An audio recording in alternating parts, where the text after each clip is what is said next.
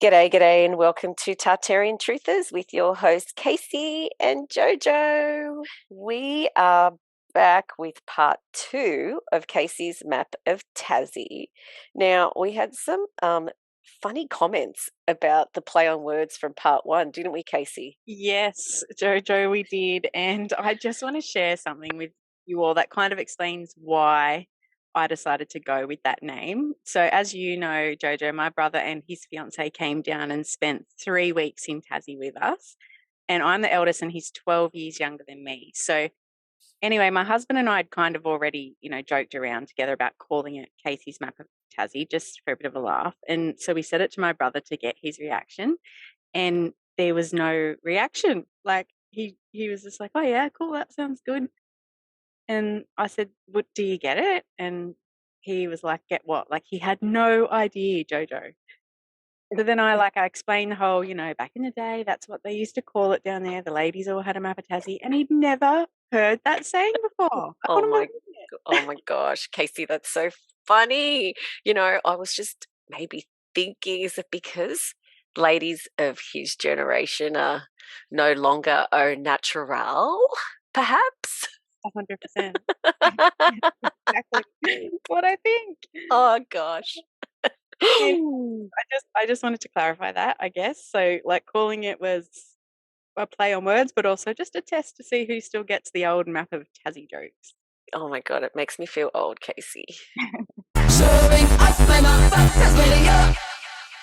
Okay, so Casey, last episode we looked at Tasmania's ancient landscape and the ancient tree stump theory. What are we going to be looking into today? Alrighty, so this week we're delving into the mystery that surrounds Port Arthur and the Tasman Peninsula that it sits on.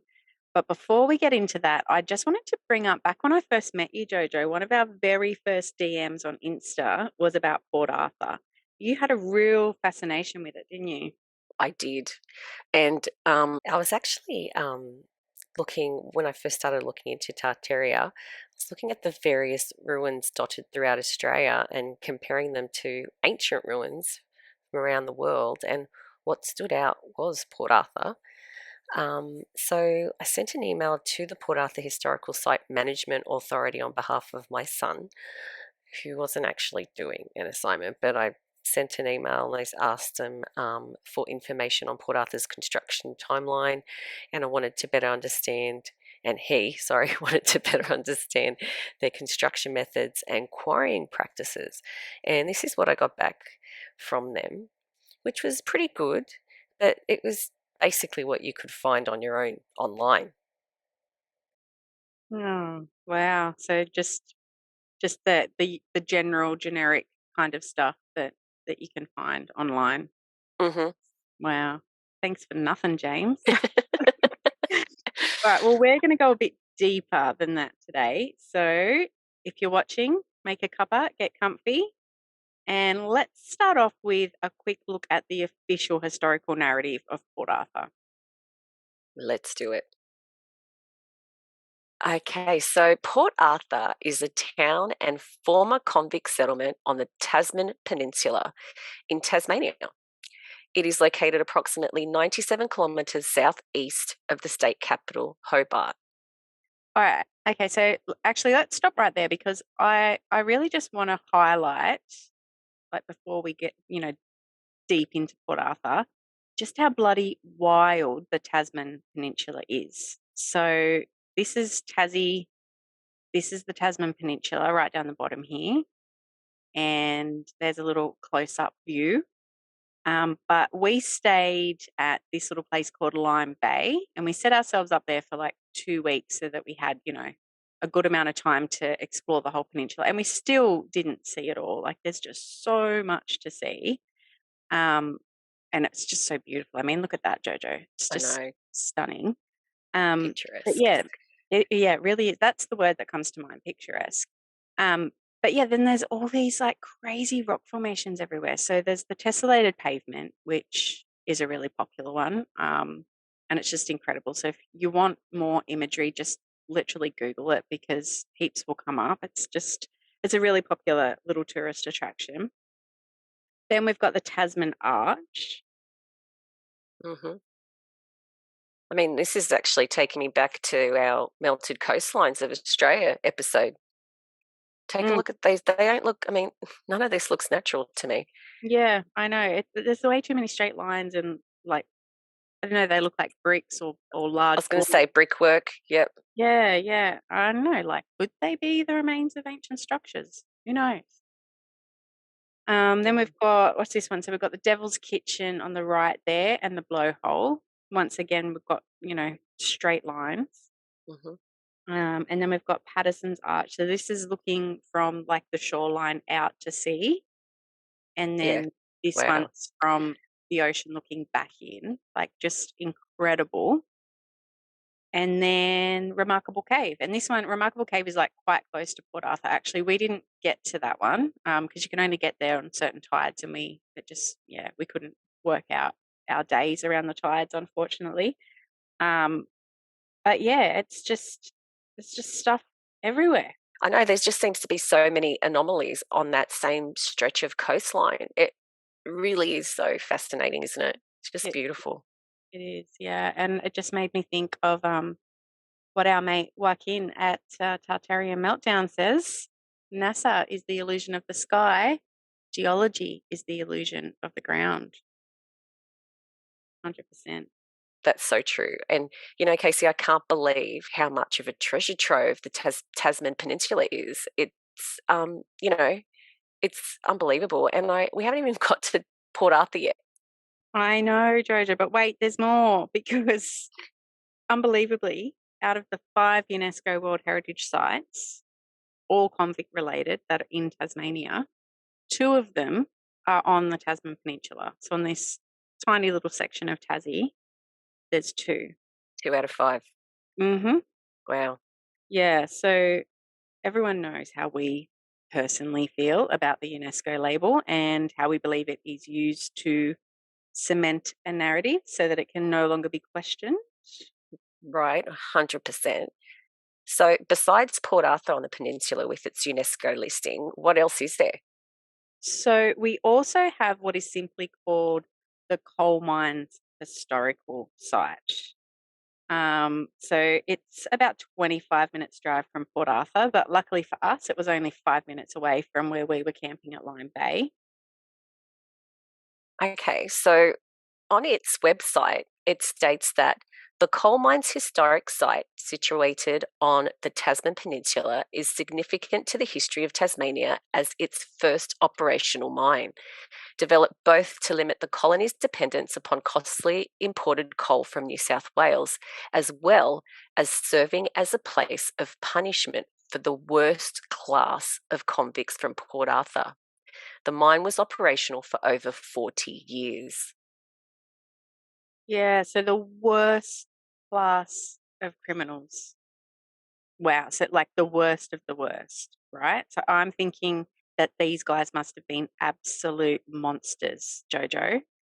Then I scroll down just below this writing, the paragraph that you Mm-hmm. read, and I see a photo of one of these supposed convicts. All right, now check this guy out, Jojo. What are you thinking? Oh my gosh. Papa Smurf. No, I don't know.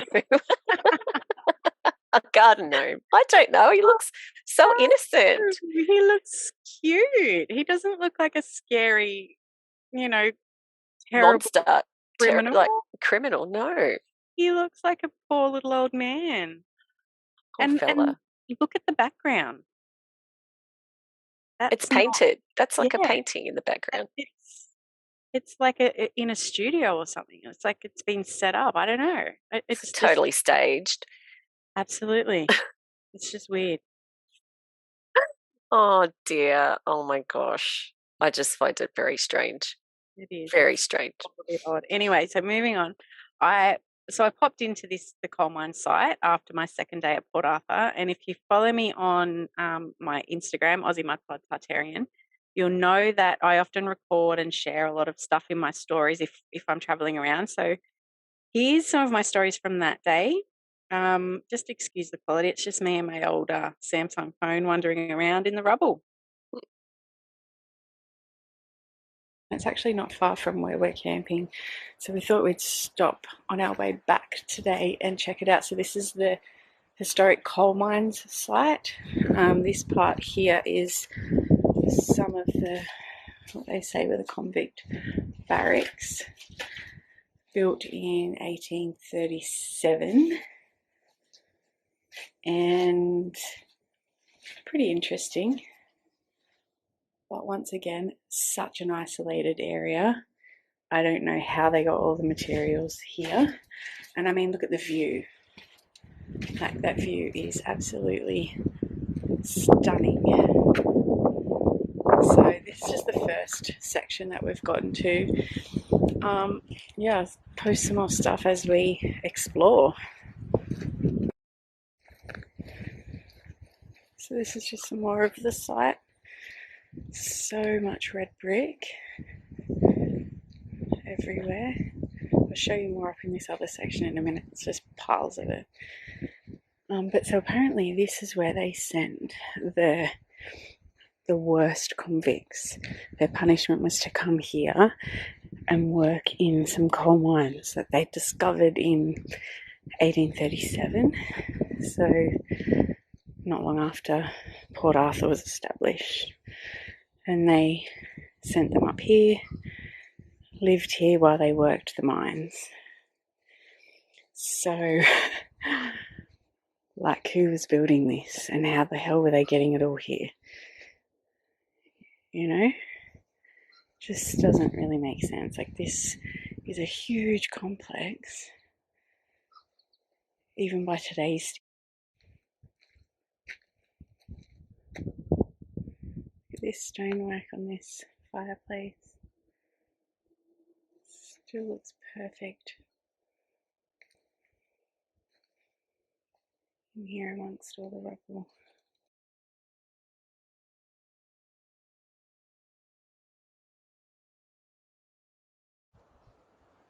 Such a combination of the stone and the brick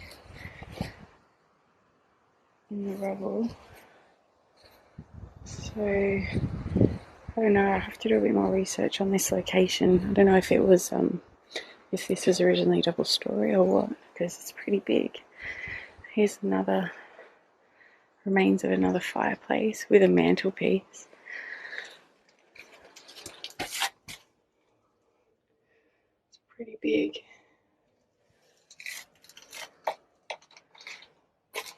All brick.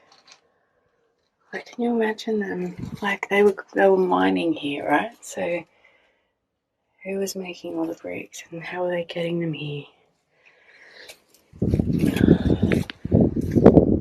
think it was already here. That's what I think. And they just decided that they would repurpose it.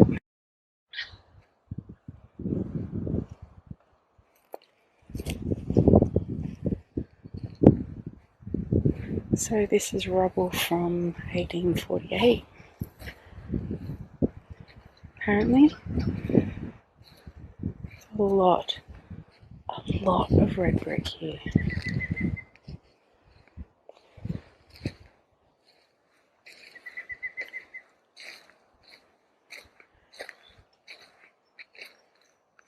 Very well made by the looks too. It doesn't look like it was just, you know, haphazardly thrown together.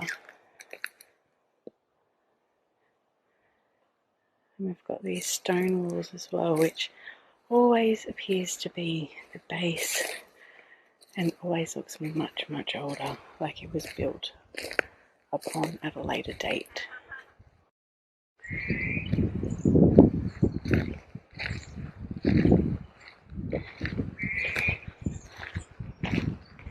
Just piles and piles of red brick rubble as far as the eye can see.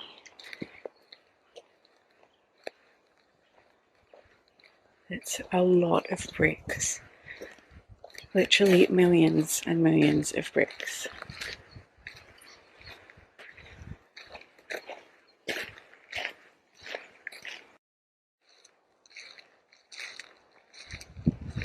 Like, how...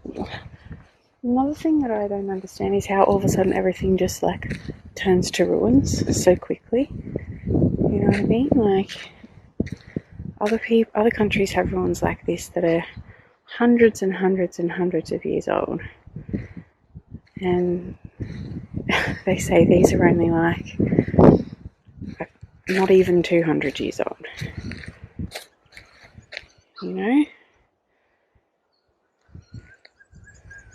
I'd love to be able to go down in there. Can you hear that bird? How cool is it? Yeah, this is old, man. Way older than what they're telling us.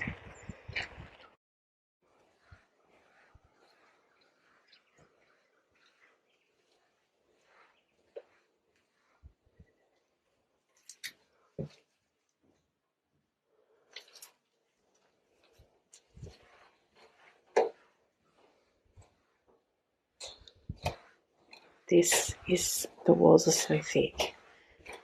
This would have taken so long to build. I do not believe this story for a second.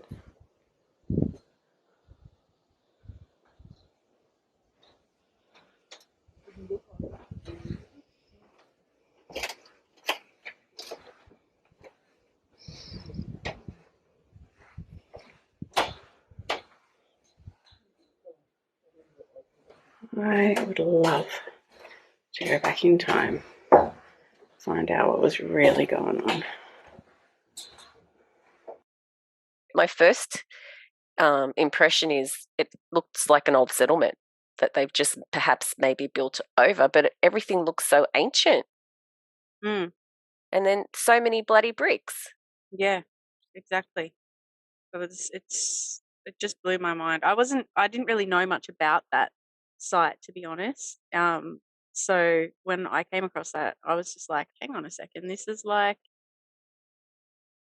old, like way older than what I was expecting it to look like, and already in such a state of ruin Mm-hmm. for something that's really not that old. Yep. Yeah. And destroyed, like just, Yeah. yeah, it doesn't add up. Something doesn't add up at the coal mine there. Mm. What a great image, though. Look at this. Yeah. Yeah. From 1890. So in 1890, it was already in ruins Mm. as well. Obviously not as bad as now, but you can see that big building right down on like the edge of the cliff looking over the water, that's already partially demolished. It's gone. Yeah. Yeah. So I don't know, it's just Very very odd. weird. From the website, the settlement in 1839 is described by Lempriere, the commissariat officer at Port Arthur. And we're going to talk a little bit more about him later on in the episode. But he reported that there were 150 prisoners and a detachment of 29 officers stationed at the mines. Large stone barracks, which house about 170 prisoners, as well as the chapel, bakehouse, and store, had been erected. Today they form imposing sandstone ruins. On the hillside above were comfortable quarters for the commanding officer, surgeon, and other officials. Remains of some of these can also still be seen. Carts run along the rail and tram roads to the jetties for loading.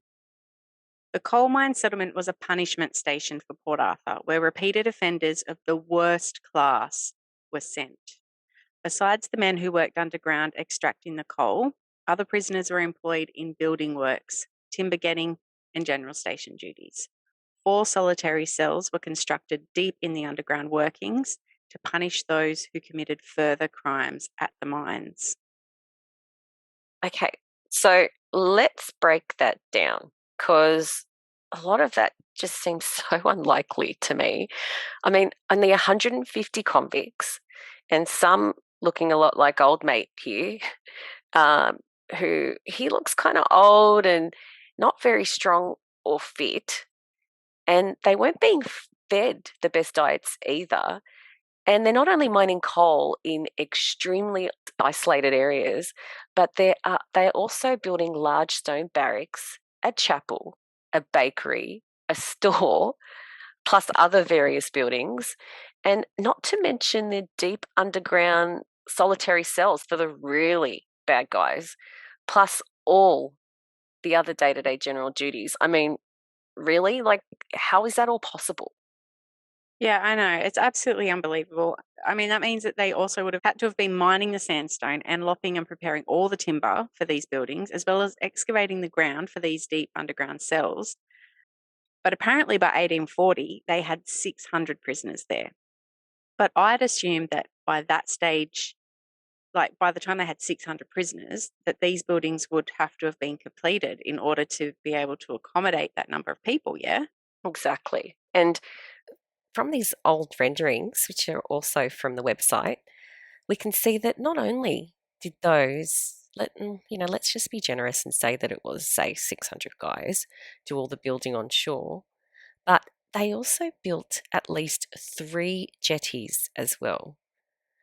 Geez, that unskilled labor back in those days was absolutely incredible, hey? I know, Jojo. Like, can you imagine the logistics required to undertake something like that today, even? Mm. The machinery, the manpower, the time it would take, especially due to its isolation. I just really struggle to believe it, to be honest. All right, then we learn a little bit more about the coal mine itself. So by 1847, the main shaft was down over 300 feet with an extensive system of subterranean tunnels and caverns. Wow. So, if this is true, this is the ultimate in slave labor, but I just don't see how these men could have survived such harsh and isolated conditions, let alone actually build to the high quality standard of these buildings as well. And on top of that, mining 300 feet under the ground in a myriad of tunnel and cave systems. And those videos that you took, I mean, where did all those red bricks come from? Yeah, so apparently they were also quarrying nearby on Plunkett Point and making their own bricks. So add that to the daily list of chores too. But I can't find any further evidence of that quarry when I look online. That just kind of states it at the signs there at the site. But yeah, when you break it all down, you start to think, well, I did. Anyway, I was like, hang on a minute. Did this actually happen the way that we've been told? Especially when you're there in person and you can see how isolated it is and how hard it is to get to those locations. Um, and we were doing it in a 4-wheel drive. So think back, you know, Horse 150 and cart years. days. Yeah. So I just think, is this just a fabricated story to cover something up? Mm. Because, yeah, there's another really strange thing about the peninsula. Um, and it's the fact that they had this thing, Jojo, called the dog line. The dog line. Yeah, so get this. The Tasman Peninsula is joined to the rest of Tassie by a thin strip of land called Eaglehawk Neck. And they say that back in the day, it was used by the British as a place to stop the convicts trying to escape from Port Arthur and the coal mine site, the one that we just looked at. So they developed a system where they kind of had like a line of guard dogs chained across the neck. And then they would warn, so they would like, bark and carry on, and they would warn the soldiers that there were people there, like, convicts. And yeah, so this apparently was implemented in 1831 and was used until the closure of Port Arthur in the 1870s. And because of this, it was declared as impassable. Yet, apparently, many attempts were still made by convicts to escape from the peninsula via the neck, even though it was, heavily patrolled by not only these ferocious dogs, but by armed soldiers too. I mean, take a listen to this from Wiki. The peninsula on which Port Arthur is located is a naturally secure site by being surrounded by water, rumoured to be shark infested. The 30-metre wide isthmus of Eaglehawk Neck, that was the only connection to the mainland, was fenced and guarded by soldiers, man traps, and half starved dogs. Shore based and ship based whaling was banned in the area to prevent convicts trying to escape in the boats. So, Geez. Some pretty extreme measures to make sure nobody was leaving this area without permission, huh? yeah. So I don't know. I just thought with the whaling ships being banned from the area too, it made me think that perhaps in those early days they were trying to keep whatever was happening on the peninsula as hush hush as possible. Like it was almost like a lockdown or something. Mm. And, for those convicts to still continue to try and escape with all these strict measures in place and, hearing that there's even potentially shark infested waters, Yeah. I wonder if there was actually something, more going on there, Yeah. perhaps. Yeah. To be honest, Jojo, it made me really question the whole convict narrative, Mm. like in the early days at least. Like maybe there weren't really any convicts. Yeah, like not in the very beginning anyway. Like eventually they started sending them. So there was like, a cover story, but I wondered if perhaps there were already people living in this area. And I don't only mean the First Nations people of Tassie. Yes, I love this theory, Casey, and I've often speculated this myself. So totally can see that there were possibly people, not just the First Nations people, but another group that were already there for sure. Yes, I knew you would, my friend. All right, so let's delve into Port Arthur Tartarian truther style. Let's do it. Okay. Okay, so this is just like the, you know, just the mainstream narrative. So from 1833 till 1877, Port Arthur was the destination for those deemed the most hardened of convicted British criminals. Those who were secondary offenders, having reoffended after their arrival in Australia. Rebellious personalities from other convict stations were also sent there. And in addition, Port Arthur had some of the strictest security measures of the British penal system. Okay, so for 44 years, the most hardened criminals were sent to Port Arthur. Yep. And Mm. then the extra naughty ones were sent to the coal mine site. But as you know, I am dubious, Jojo. Mm-hmm. So when we first arrived at Port Arthur, before you head out to like the main outdoor area where all the ruins are, you enter an area with some artifacts and some information, and there are these cards that you can take. So you can take one of these cards and you can find the matching one within these drawers, and then you follow this person's trail around the site, learning about his life or her life. It's supposed to be a bit of fun for the kids, I think, but I didn't actually, complete the trail. I was too busy looking at other weird shit. But this was my card and my corresponding convict. So George Hunt, 21 years old from London, convicted in 1824 for stealing a handkerchief, sentenced to 14 years transportation, sent to Port Arthur because he was a lunatic. It escalated quickly, didn't it? From a I handkerchief to a lunatic. He absconded from his gang at Port Arthur on numerous occasions. He once made it to Eagle Hawk Neck, where he was apprehended by soldiers and returned to the settlement, where he was punished with 100 lashes. Now, we looked up this George Hunt fellow in the convict records online and couldn't find not one George Hunt that lined up with all the same dates.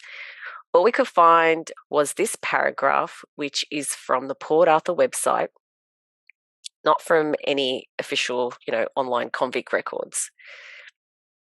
One famous attempt was made by George Billy Hunt, who disguised himself with a kangaroo hide and attempted to hop his way to freedom. His plan was foiled when half-starved guards tried to shoot him for food.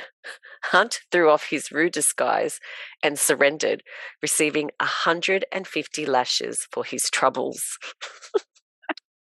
I feel like they just went to town on making unbelievable stories. I mean, who would have thought that Georgie Boy, aka Billy the Handkerchief Thief from the streets of London, would not only be able to escape from the apparently heavily guarded Port Arthur, but to be able to catch and kill a roo, skin it, and wear it so convincingly that guards thought they were hunting a real live kangaroo. Come on. I tell you, Casey, it feels like it's something out of that book from the famous Five Adventures. I remember I used to read them as a kid, Oh, and yes, yes, the famous Five Adventure books. I loved those books. I loved Enid Blyton. I swear she's like, I can thank her for my imagination and sense of adventure. She was awesome. epic. Yep. But yeah, so moving on, we're not saying that the entire convict narrative is BS, but I mean, there are numerous convict records, both here and overseas. People are always tracing back relatives to the colonial era, yada, yada, yada. But what we're saying, Jojo, is that our convict past may have been built upon something else entirely. Hey. Mm-hmm. Yeah, as we've mentioned in previous episodes, there are early reports that the First Fleet may not have even contained any convicts at all, but arrived only with soldiers. And then, of course, we have records which we shared in our Demolishing Old World Australia episode. And this was from the visiting French in the early 1800s, stating when they spotted Sydney for the very first time. We see only the advance post of a city and are struck with astonishment. We are scarcely arrived and ask, how many ages has this colony existed? Now, it's hard for most to fathom that perhaps there were pockets of people besides our First Nations people living here before the British arrived, but it's something we've thought about a lot, isn't it, Casey? Yeah, it is.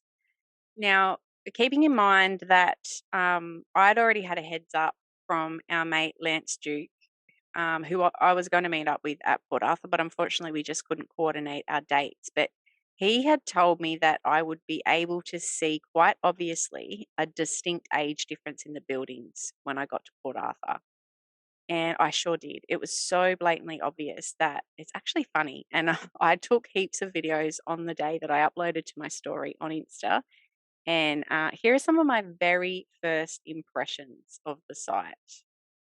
I haven't been here for very long, but I am totally not getting a prison vibe. I mean, this looks like a freaking moat to me, right? We've got turrets up here. I mean, this front building definitely looks like it's a new addition. These were the apparent barracks. But looking at these buildings up on the hill, and then we've got this moat here, I'm getting palatial vibes. So palatial was probably the wrong word to use there, but I was definitely getting the feeling that this site was not a purpose-built colonial era penitentiary. This is the back of the prison, the penitentiary. And then you can see the bricks, the colour of the bricks here. Really light colour, look quite new. And then we go over here. So this is the back wall of the penitentiary. Like, look at this. This is a totally different building.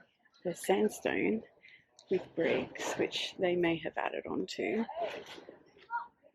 But it's quite obvious that there is a different style of building done at a different time frame.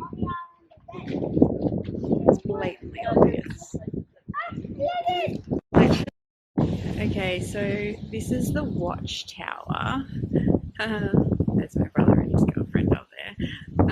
So this is the watchtower, and I just read on a little sign that this was built by the convict boys that was sent to Point Puer. So if we look over here, over there is Point Puer. So that's where all the younger convicts were sent when they realised that they couldn't have them all together. Right? So these were, the youngest child was 7 and the oldest was 15.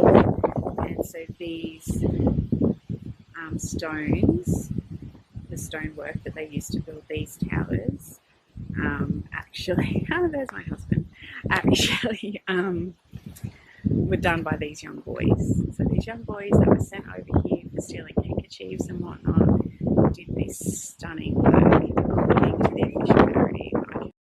I actually not even holding my laughter. They even say on the sign that it was built in medieval style. So these young convict boys, they just knew how to build in medieval style.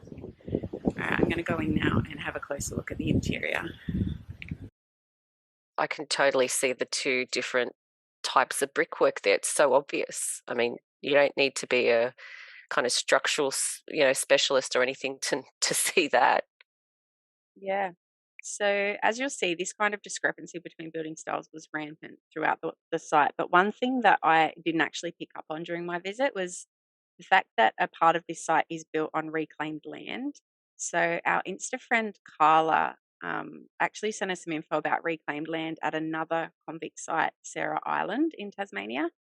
And then as I was going through my photos, I saw this on one of the signs for the penitentiary. Now, I do remember reading this on the day, but I'm going to be honest, Jojo, I actually had no idea what it meant. So it kind of went in one ear and out the other. But thanks to Carla, I started doing some research into land reclamation and learnt something new. So, according to the mainstream historical narrative and this sign, the penitentiary building was originally constructed as a flour mill and granary in 1845 on reclaimed land close to the wharf. Yeah, that's right. So the Port Arthur penal settlement originally began as a small timber station in 1830, but by 1833 it was decidedly one of the most notorious penal colonies in Australia. And this was due mostly to its geographical isolation. And like there are heaps of early paintings or renderings of Port Arthur from those days, but they're all really different and they show really different ways in which the site was being used.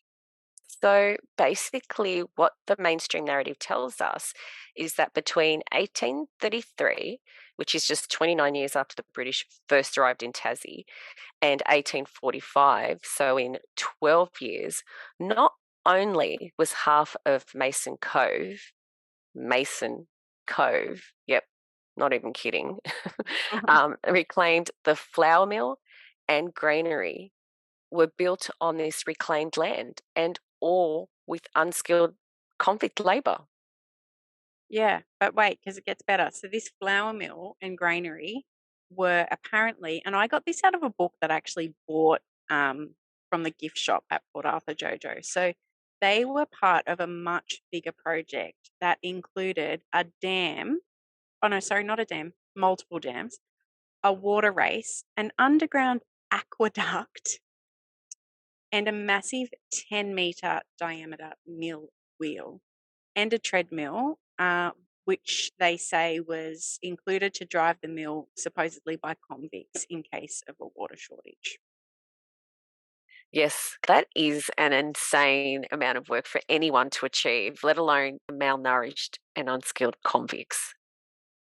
Exactly. But another thing I can't figure out is if all of this area was reclaimed because they only ever talk about the part closest to the old penitentiary building, but it looks like all of this area may have been reclaimed, which is a huge space. But in all of the old pics and the new ones too, actually, that land isn't being used for anything. Like it's never been used. It's always just like a big open Mm, space. yeah. All right, now this blog from the University of New England attempts to explain how this reclamation occurred. So, from 1854, the stone-breaking shed was relocated to the southern side of the bay. Work had commenced on a new quarry in this area. The stones from which were used as part of the fill when half of Mason Cove was reclaimed between 1854 and 56. Newly arrived convicts, having spent a period of time in the separate prison, would be placed in the quarry gang for at least 6 months before moving to lighter labour. So basically, convicts were quarrying stone, transporting it to the shed, breaking it up, and then transporting it once more to its location as fill in Mason Cove. Like, that's a huge job. Yeah, huge on top of everything else they were doing. But did you notice in that the discrepancy with the dates. So we've got one source telling us, like the sign, that the flour mill and granary were built on reclaimed land in 1845. But then this source tells us that it was done between 1854 and 56. That's a good 10 years difference. It could just be a typo, but who knows? But just to let our listeners know, this source is the blog Profit and Punishment, written by one of the archaeologists that was in charge of the most recent archaeological dig of the area, where they think the old workshops used to be next to the penitentiary. They even show images of some of the broken dolerite used as fill in the reclaimed area. Yeah, so these guys definitely did some great work, and the blogs cover all aspects of the dig. They're really well written with a touch of humour, which is much needed when it comes to history. So they are worth checking out if you're interested in that kind of and, thing. and But talking about rocks and, yes, and stones. definitely. Yeah. But yeah, just keep in mind they're obviously not looking at the site from the same perspective as us, but they're still definitely well worth taking a look at. Okay, so back to this land reclamation. If this is true, no matter whether it was in the 1840s or 50s, how many convicts were doing this epic project? This is where it kind of gets hard to pinpoint at like an exact number because there's so many contradictions when it comes to mainstream history here in Australia. But from the research that I've done, it all started with 68 convicts in 1830. Then by 1833, that's when they say that it was apparently fully fledged. Kind of. There were 475 convicts. Then by 1846, it hit its peak at 1,200 convicts. And from there, the numbers slowly decreased, with the numbers in the 1870s, before it was shut down in 1877, at around 500 convicts on average. But they were like the paupers. So they were like, older convicts that they couldn't fend for themselves. So they were looked after in like the paupers' quarters or in the lunatic asylum. Um, so I reckon we can guesstimate that in like 1854, 56, when the supposed reclamation was happening, there would have been maybe, I don't know, let's be generous, Jojo, and Mm-hmm. say 1,000 convicts. Are you serious, Casey? I honestly thought you were going to give me numbers in the tens of thousands. That's insane because, they didn't have machinery. If they were doing it by hand or with limited tools, like I was expecting a huge number, but okay. Hmm. Now, before we put this into perspective with a timeline, and everyone knows how much I love timelines.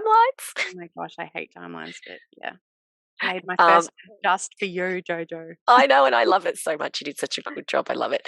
Can we just take a moment to share with our viewers who may not be aware that although it's widely accepted that the convicts sent to Australia were all of European descent, it's a little known fact that we actually had convicts from many other British colonies too. Yeah, I know. This is something that we certainly don't get taught about in school because there were actually 12 Africans on the first fleet. Well, they say they were Africans, but who really knows? But it seems that some of these men were well known in the history books, but not the history books that we were taught from, Jojo. Mm. But the first ever Australian bushranger was an African, sorry, man by the name of Black Caesar.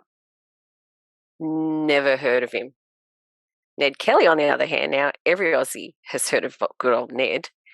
But listen to this, found in an old thesis from the 1960s, which we'll be referring to a little bit more later on as well. Convicts were transported to Van Diemen's Land not only from Britain and mainland Australia, but also from other British colonies throughout the world. In this category, there were 1,477, some of whom served sentences at Port Arthur.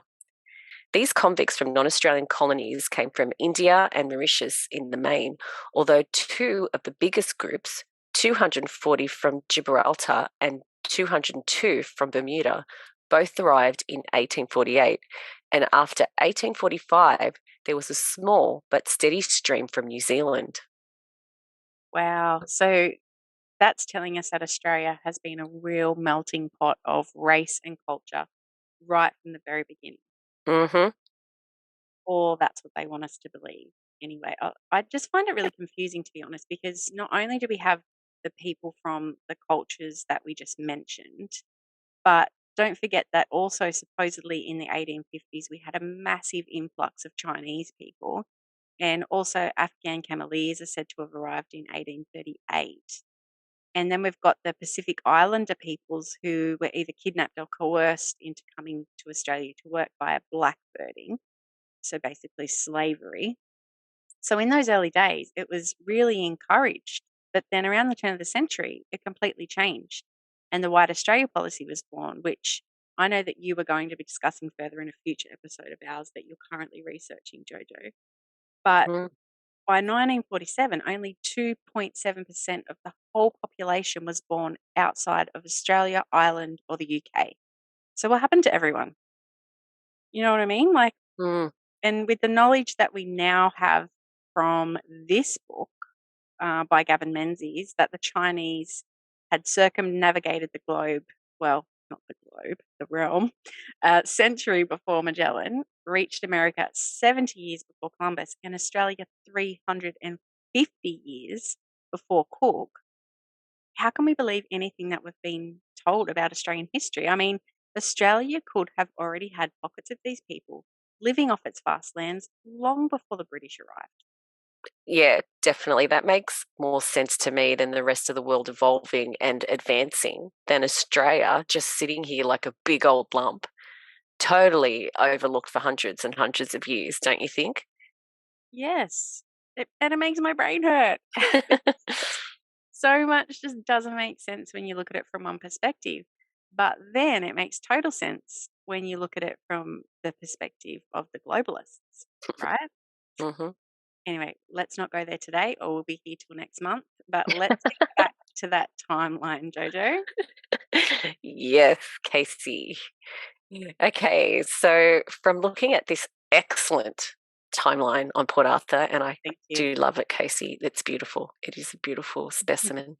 Um, we can see when the major buildings were constructed, and in that first decade, approximately, the watch house and church were the only two buildings built with stone. So we've got the land reclamation happening along with the quarrying and preparing of the stone for these buildings, plus the construction. And don't forget the railway line, Jojo. So, according to the mainstream, this was the location of Australia's first railway, which ran from Norfolk Bay, now known as Turana, all the way down to Oakwood. So, in 1836, at the Tasmanian penal colony of Port Arthur, Captain Charles Booth had convict labour construct an 8-kilometre section of track of rough hewn timber rails to push government officials and goods from ships moored at Norfolk Bay to the northern end of Port Arthur at Long Bay, sometimes called the first passenger railway. It was in reality a tramway with wooden rails where these people powered carts were driven by gangs of 4 convicts, some still in their leg irons and chains, really, who pushed the carts in relays back and forth along the track. So much going on there. And look at these images we found on the website Loco Express that show how the convicts would have moved the carriages and the roughly made tracks. But then look at this image, which is unfortunately undated, but is at the pier at Norfolk Bay. It appears the rails are made with iron, like iron. Mm, So I just find it all so confusing. What was actually going on down there? yeah, I know. It's mind-boggling because you've got like an image like this Yeah, where everything looks like, how what you'd it should expect it. look. Yeah, Yeah. And then you've got this where you've got this beautiful old home, you've got this beautiful wooden jetty with, iron railings. it just, like I said, contradictory. There's so many contradictions in Mhm. Australian history. All right, so while we were researching and trying to figure all this stuff out, we came across an old thesis from 1968, and it's even been typed up on a typewriter. So vintage. But it has lots of interesting information in it. And what we discovered was not only was all the reclamation and construction happening, but remember that Port Arthur started out as a timber settlement, and that continued on as a major theme for many years to come. Listen to this. By far the biggest proportion of labour at Port Arthur was used on timber in one way or another. Timber is a constant theme in the settlement's economy and activities. By 1830, Port Arthur was authorised as an establishment of a secondary penal character, to which convicts might be removed from the penal settlements and employed in cutting and sawing timber for government purposes. Apart from large quantities shipped off the peninsula, timber of all kinds was used extensively at the settlement. The first buildings were of rough timber and bark, but by 1834 all the buildings were of weatherboard except the temporary penitentiary huts. These were replaced by 4 wooden buildings ranged around a large yard, which served until the 4-story brick penitentiary was first occupied on New Year's Day 1846. Not until the 1840s were brick and stone used extensively to build the larger, more permanent buildings. During the first decade, only the church and the guardhouse were built of stone. All the other buildings were of wood, whitewashed outside and with shingle roofs. So yeah, that's kind of Mm. giving you a little bit of an overview of how much timber was being used. Yeah, so it does look like timber processing was their main focus at the time, Mm, taking up the majority of the colony's efforts in the beginning. yeah, very much so. And she Mm. gives us a few more numbers here. There's just another lovely image of the Wow, look how built up that is, though, Casey. Seriously. and the buildings are quite large, Hmm. for the isolated location. Look at how many stories that one structure is there on the shore. And that's the thing, like, I'm not sure if they're saying that that's the penitentiary because the land hasn't been reclaimed yet. But in other research that we come across, it says that that penitentiary was built on reclaimed land. But in this image, it's built next to the water on the land that is yet to be reclaimed. Mm, That's what I mean. There's different renderings that show the site set up in different ways and used in different ways. So sometimes the land's reclaimed, other times it's not. It's just it doesn't make sense. no. So timber was cut, sawed, and carried by hand to erect these buildings, roof them, and fit them out with sleeping berths, benches, and anything else needed. Timber handling of all kinds occupied 2 in 7 of all convicts at Port Arthur in 1834, a total of 190 men. Okay, so 190 men were doing all of the timber handling. The next biggest deployment of labour was 124 men at various improvements on the settlement. Okay, so they were doing everything else. Hmm. And then we had 80 shoemakers. Oh gosh. Anyway, I was seriously expecting bigger numbers than that, but 80 shoemakers, that's a lot of shoes they must have been making, huh? I know. So this is what made me then want to look into the skill set of the convicts because I mean they're doing major construction work, civil work, which would require skilled civil engineers. If we're talking dams and underground aqueducts, right? Like Hmm. that's civil engineering. Then we've got tree felling, ironmongery, shoemaking, stone masonry, things that require skill and experience. But from everything that we've come across, it pretty clearly states that these guys were largely unskilled. Hmm. So this image here is just an image from the museum. So there's some of the Van Diemen's Land Convict Department issued boots. So they're the Made by shoes. one of these 80 shoemakers. Yeah, yeah. So that's what they were wearing. There was also Wow. boot making as well being done. But this requires skill. You can't, you and I just couldn't go and make a shoe tomorrow. No, we're not You know, whipping up a shoe. No. and you've got to prepare the leather as well. Yes. It's not just like, you just go grab the leather already made. It's Yeah. a And process. that's right. Everything has a Everything. process. Mm. All right. And even So if they were importing it or, whatever, it's still everything you needed to be able to have everything else to make the shoe, laces, all that's of right. it. I mean, Yeah. it's just everything. And even if they were importing it, it takes like importing stuff in those days was what, 6 to 8 months? Or longer. Yeah. Get over, like it's Yeah. Doesn't highly make any unlikely that they sense. were importing. They would have had to have been doing everything from scratch. All right, so I did find some more information here. Okay, so yeah, so this once again from this 1968 thesis, and it reads, hard work was resisted and resented. There was even a general maximum among English thieves to consider everything in shape of work as a degradation.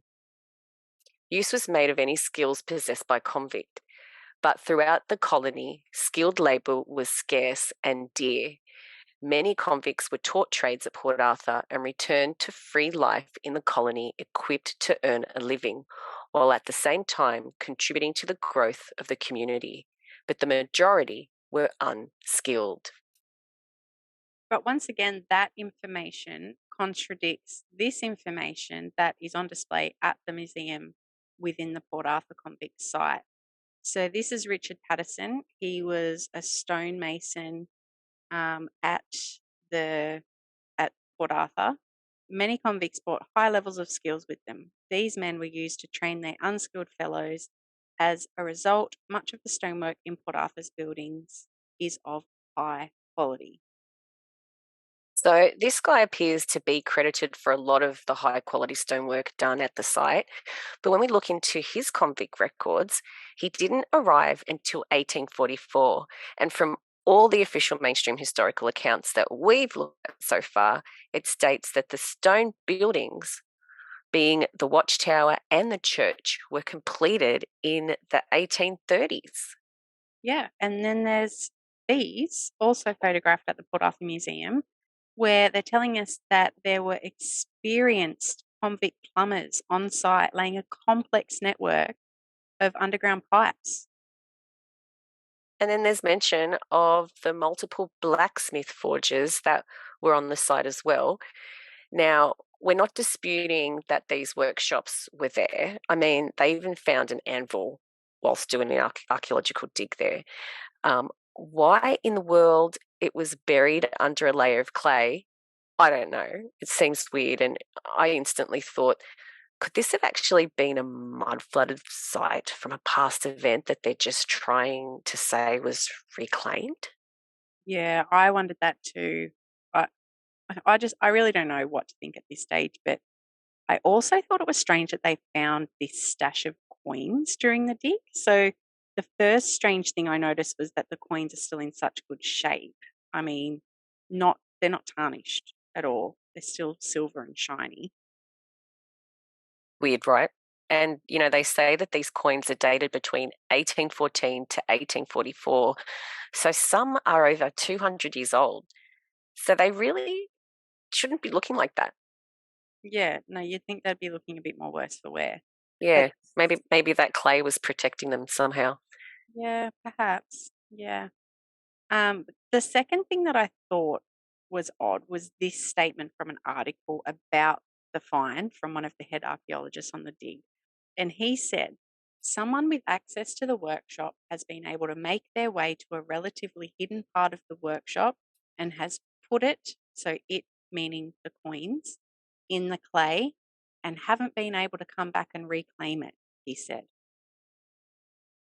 So, of all the places to hide coins in a blacksmith workshop, why would you like dig into clay and hide them in clay? I mean, wouldn't it be more likely that what they were put somewhere else within the workshop then over time they've been covered with clay, just like the anvil was, for example? I don't know. What do you think? Hmm. I don't know. It seems like a really stupid thing to do, and it doesn't make any sense at all. But the Doesn't. archaeologists, the archaeologists don't address that or even question it. So anyway, we went on Sorry. tangent again. That just blew my mind though. I was just like, come on, man. Like, why would you stash a coin purposely under a thick layer of clay? Like, I just see mud flood, Casey. I know. Mm-hmm. Exactly. Mm-hmm. Okay, so I know we as always go off topic a bit, but basically, what we were initially questioning was the apparent skill of these supposed lazy and unskilled convicts. Mm.